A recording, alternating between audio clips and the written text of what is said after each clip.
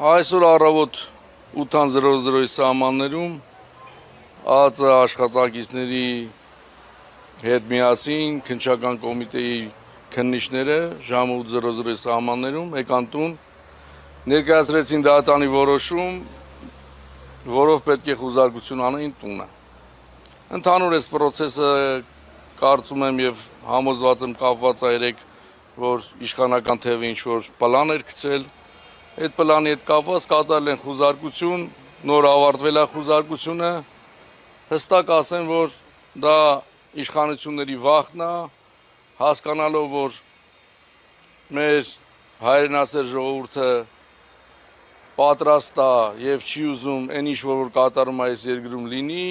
մեր պայքարը արժանապատվության, հայրենիքի, եկեղեցու համար է եւ կարծում եմ այս գործողություններով փորձում են լռեցնել, բայց հստակ եւ վստահաբար ասեմ, իմիջիալոց սա իմ համար սովորական երևույթ է, այս 6 տարիների ընթացքում մի քանի անգամ sense process-ների մեջով ես անցել եմ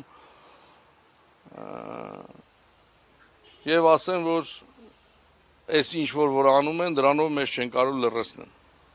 Փաստացի 3 ժամ եւ ավելի այո իրականացան, ինչ էին փնտրում, ինչ գտան, որևէ բան արգրավել են թե ոչ։ Երեխաների հեռախոսն են արգրավել, պլանշետն են արգրավել, մեկ էլ մի քանի փաստաթուղթ, որը այն ինչի մասին իրանք խոսում են, դրա հետ ընդհանրապես կապ չունի։ Ինչ փաստաթուղթ ասում։ Չեմ անում անուններ էր գրած, որը вообще այս գործի հետ կապ չունի մեր Սիսյանի փողերի տարածքների հետ կապված անուններ է, դրանք են արգրավել, ուրիշ ոչինչ չեն արգրավել։ Իսկ տեղեկություններ ձեր ընկերներից, հա, սակցական։ Ճիշտն ասած նոր եմ դուրս եկել, ոչ մեկի հետ չեմ կապնվել, բայց դատարանի որոշման մեջ անուններ կային գրված, բնականաբար այսօր վստահ եմ, որ էլի շատ մարդկանց տները խուզարկություն են իրականացրել։ Իսկ այդ պլանի հետ կապված, որը 3 հրապարակվել էր, ինչ կասեք դուք։ Այս պլանը ես երեք Facebook-ից եմ իմացել, որ տենց պլան կա, դա աբսուրդ պլան է եւ ես վստահաբար ասում եմ, որ իշխանությունն այդ պլանը գցել երեք, որ այսօր այս գործողությունները իրականացնի։ Դա ընդհանրապես իրանց երևակայությունն է եւ ես նորից վստահաբար ասեմ, որ մեր պայքարը շարունակվելու է, որտեղ մեր պայքարը մեր հայրենիքի, կրկնում եմ, մեր արժանապատվության, մեր եկեղեցի, մեր լինել չլինելու համար է եւ այս գործողություններով ոչ միայն ես,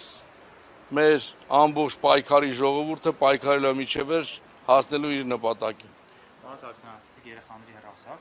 կասեք քանի հեռախոսի եւ քանի պլանշետ։ 2 հեռախոս են տարել, մի հատ պլանշետ։ Իսկ առավոտյան որ եկան, դեռ քնած են երեխան, ինչ իրավիճակ է ձեր։ Առավոտյան որ եկան, բոլորս քնած էինք։ Այդքան բան։